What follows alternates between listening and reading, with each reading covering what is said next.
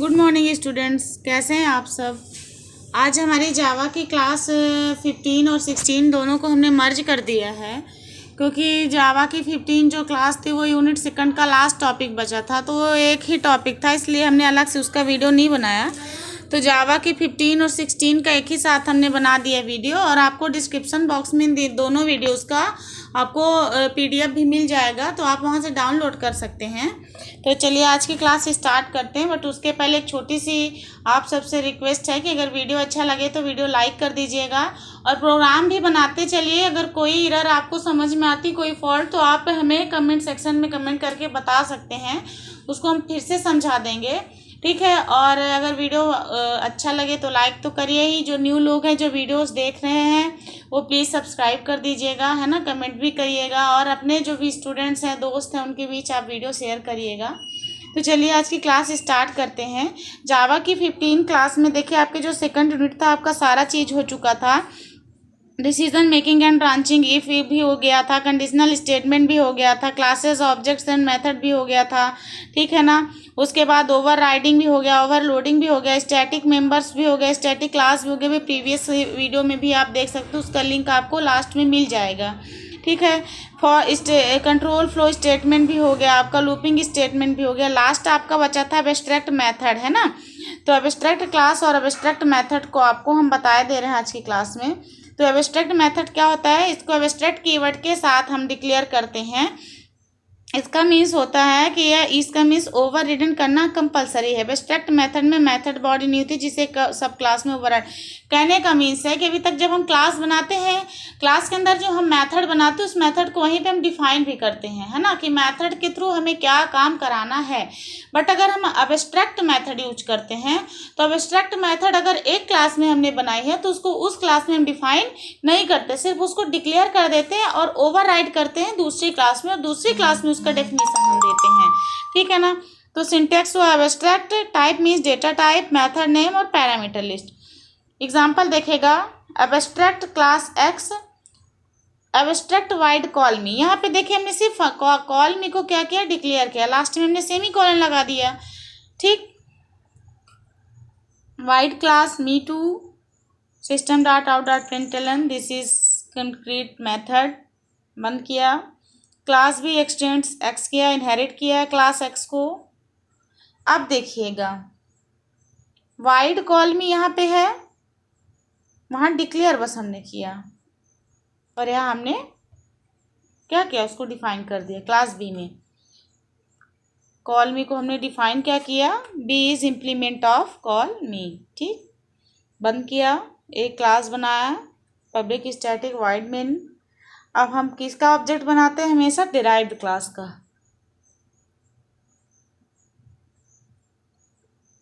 B1 से call me को भी हमने यहाँ पे एक्सेस कर लिया, और कॉल मी टू को भी। तो इसका आउटपुट आप देख लीजिएगा। एब्स्ट्रैक्ट क्लासेस क्या होती है, वही जिसके अंदर हम एब्स्ट्रैक्ट मेथड बनाते हैं, ठीक है ना। एब्स्ट्रैक्ट क्लासेस के मेथड, अब जो उसके दूसरी सब क्लास होती है उसमें हमको इनहेरिट करना, मतलब ओवर राइड करना कंपलसरी होता है, ठीक है ना। इसको एब्स्ट्रैक्ट क्लास के साथ, एब्स्ट्रैक्ट के साथ डिक्लेयर किया जाता है, मतलब कीवर्ड। तो ये देखिए आपका abstract class Ram, abstract wide call मी, वही चीज़ है, सेम चीज़, वही प्रोग्राम यहाँ पे है। तो वहाँ पे भी हमने एब्स्ट्रैक्ट क्लास के अंदर ही आप एब्स्ट्रैक्ट मेथड बनाओगे, ठीक है ना। ये ध्यान रखिएगा, कोई भी जब आप एब्स्ट्रैक्ट मेथड बना रहे हो तो क्लास भी आपको एब्स्ट्रैक्ट ही बनानी पड़ेगी। तो ये आपका हो गया, ठीक। तो ये आपका abstract class method complete, second unit का लास्ट टॉपिक कंप्लीट। अब चलते हैं हम थर्ड यूनिट में। तो थर्ड यूनिट आपका क्या है, पहले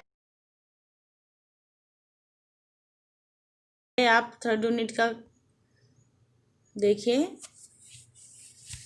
सबसे पहले आप एक चीज़ समझिएगा, क्योंकि अब आपको हम क्या करेंगे, अभी तक जितने भी प्रोग्राम बनाए हमने रन कंपाइल टाइम में ही इनपुट किया और आउटपुट हमें मिल गया। बट अब हमें क्या ज़रूरत है कि हम रन टाइम में भी इनपुट दें, और हमें रन टाइम में इनपुट के बेस पे आउटपुट मिले।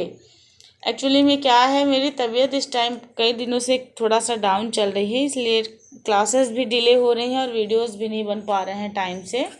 कोई नहीं, ठीक हो जाएगा, मौसम का थोड़ा इफ़ेक्ट है। सबसे पहले आप समझिए जावा ट्राई एंड कैच को, है ना। क्या होता है जब हम प्रोग्राम बनाते हैं, आप भी जानते हैं कि प्रोग्राम एरर आएगी, है ना।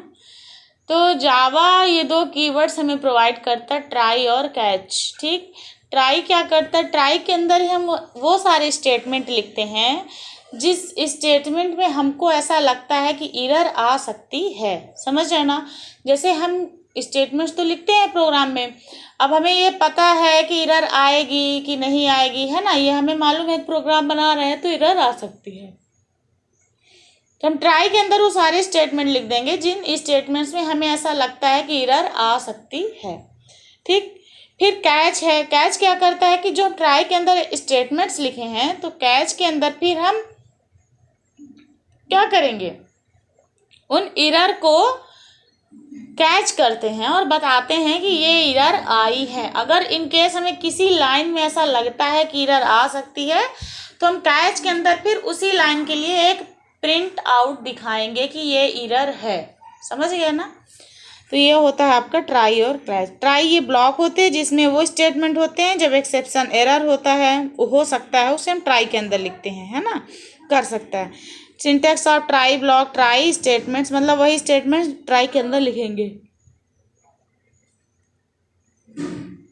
कैच क्या करता है, ट्राई ब्लॉक से रिलेटेड होता है। जब ट्राई ब्लॉक में कोई एक्सेप्शन एरर होता है तो उसका फ्लो कैच ब्लॉक में चला जाता है और कैच ब्लॉक उस स्टेटमेंट को क्या करता है, प्रिंट करता है। ठीक, ये हुआ। अब ये ट्राई और कैच का एक्सेप्शन मीन्स कि वही जो हमें हो सकती है, एक्सेप्शन जो एरर हो सकती हैं उनको हैंडल करना। अब एग्जांपल है क्लास सैंपल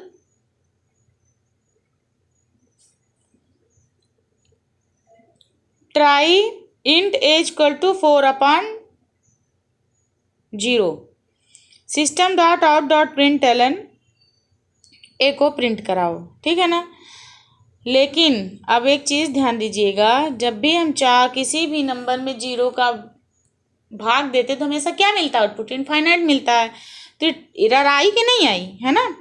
अब जो यहाँ पे एरर आई तो हम क्या करेंगे, कैच अर्थमेटिक एक्सेप्शन ई और system dot out dot println में हमने आउटपुट भी दिखा डिवाइड बाई 0। मतलब सिंपल सी बात है, इनफाइनाइट तो कोई आंसर हो नहीं सकता, इसलिए एरर देगा। जब एरर देगा तो कैच करेगा, कैच करके डिवाइडेड बाई 0 हमें बता रहा है कि हम जीरोस डिवाइड कर रहे हैं, यही हमारी एरर है।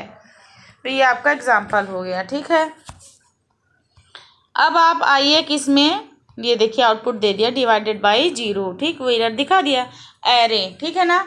अब एरे क्या होते हैं, जैसे बेसिकली हम वेरिएबल जब बनाते हैं, वेरिएबल का काम क्या होता है, मेमोरी लोकेशन के नाम होते हैं। ये क्या काम करते हैं,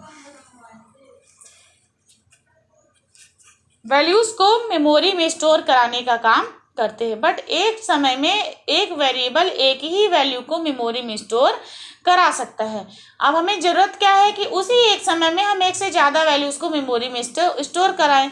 तब उस सिचुएशन में वेरिएबल तो काम करता नहीं है, तब हम क्या यूज करते हैं, फिर एरे करते हैं, ठीक है ना। एरे प्रोग्रामिंग का वो कॉन्सेप्ट है जो किसी कॉन्टिन्यूस से रिलेटेड सेट आइटम्स के ग्रुप को जिसके कॉमन नेम में स्टोर किया जा सकते हैं, किसी एरे की पर्टिकुलर वैल्यू को इंडिकेट करने के लिए इंडेक्स नंबर का यूज किया जाता है। दैट मीन्स एरे क्या होते हैं, ऐसा कॉन्सेप्ट है, ये नॉन प्रिमिटिव डेटा टाइप होता है, ठीक है ना। नॉन प्रिमिटिव कहने का मीन्स प्रिमिटिव में वो डेटा टाइप्स आते हैं जो पहले से प्री डिफाइन हो चुके, जैसे इंट, फ्लोट, डबल। और नॉन प्रिमिटिव डेटा टाइप्स क्या होते हैं, जो पहले से डिफाइन, इनको हम अपने हिसाब से बनाते हैं, ठीक। तो अब एरे में एक साथ कई सारी वैल्यू को हम स्टोर कर सकते हैं प्रोग्राम में। 2 टाइप्स के एरे होते हैं, 1 डायमेंशनल और मल्टी डायमेंशनल। 1 डायमेंशनल एरे को जब केवल एक, अच्छा आप देखिए होता क्या है, रो और कॉलम आप जानते होंगे, वैल्यूज़ को रोज में स्टोर करना, कॉलम में स्टोर करना। जब 1 डायमेंशनल एरे का यूज करते हैं तो वैल्यू एक सीरीज चलती है, मतलब कहने का मीन्स कि एक ही लाइन में चलता है ना। और जब 2 डायमेंशनल का यूज करते हैं तो वैल्यू मैट्रिक्स के फॉर्म में जाती हैं, रोज और कॉलम्स में। तो यहाँ पे ये आपका एक लाइन पे चलेगा वैल्यू, ठीक। अब यहाँ पे उसे 1 डायमेंशनल एरे करते, सिंगल स्क्रिप्ट का यूज करते हैं। देखिए यहाँ पे सिंगल स्क्रिप्ट यूज हुआ है, ठीक है ना।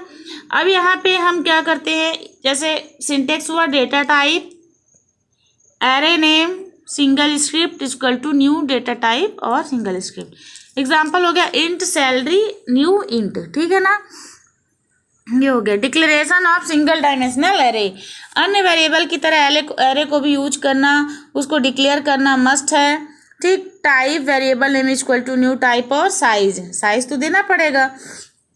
Int salary equal to new int, और जैसे यहाँ पे हमने वैल 4 तक गए हैं ना, तो यहाँ पे आप 10 की जगह 5 कर लीजिएगा, ठीक है ना, 5 या 4 कुछ भी। तो वैल्यू निम्न प्रकार से, अब ये देखो एक ही सीरीज चल रही है ना, मतलब एक ही, चाहे आप रो में सिर्फ रो में डाल सकते हो वैल्यू, या तो फिर सिर्फ कॉलम में, आप रो और कॉलम एक साथ वैल्यू फिल नहीं कर सकते हो, ठीक है।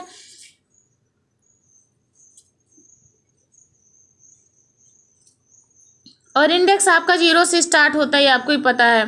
तो जब हम यहाँ पे अगर साइज क्या दे देंगे, 4 दे देंगे ना, तो 4 में इंडेक्स आपका अगर 0 से स्टार्ट होता है तो टोटल 5 वैल्यूज जाएंगी, ठीक। 0 1 2 3 4। इनिशियलाइजेशन ऑफ एरे, एरे में वैल्यू इनिशियलाइज करने के लिए एरे के इंडेक्स नंबर का यूज किया जाता है, ठीक है ना।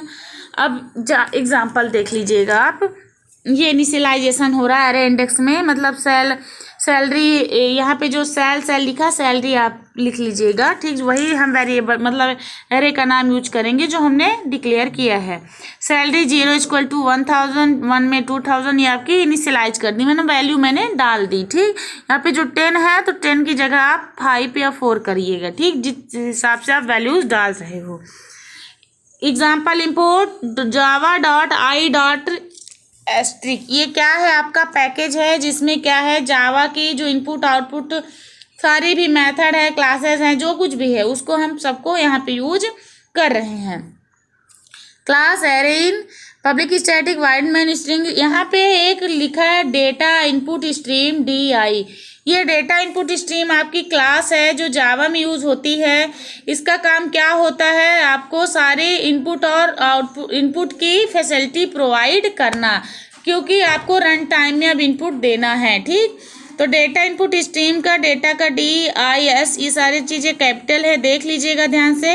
DI उसका ऑब्जेक्ट हो गया, क्योंकि उसी ऑब्जेक्ट के थ्रू ही जो भी हम इनपुट की मेथड है, जो कुछ भी हम एक्सेस करेंगे वो इस ऑब्जेक्ट के थ्रू ही एक्सेस करेंगे। New data input stream system dot in, यहाँ पे हमने आर्ग्यूमेंट के रूप में सिस्टम डॉट इन, मतलब इस आर्ग्यूमेंट के रूप में वही इनपुट से रिलेटेड सारा कुछ यहाँ पे पास कर दिया है, ठीक। Int a equal to new int, हमने वैल्यू कितनी साइज क्या दी, 10 दी है ना। और इंट आई इक्वल टू 0, हम 0 क्या कर दिए, एक क्या किए और अलग से वेरिएबल लिए आई इक्वल टू 0 कर दिए। नहीं करना वहाँ पे आई इक्वल टू, तो इंट आई बस आप कर दीजिए और सेमी कॉलन लगा दीजिए।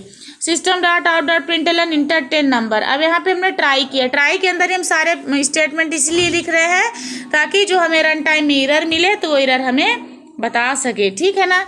For i equal to 0 i is less than 10, अच्छा 0 चलेगा, 10 से कम, वही 10 वैल्यू हो जाएगी। अगर i is less than equal to 10 करते तो टोटली 11 वैल्यू हो जाती, ठीक।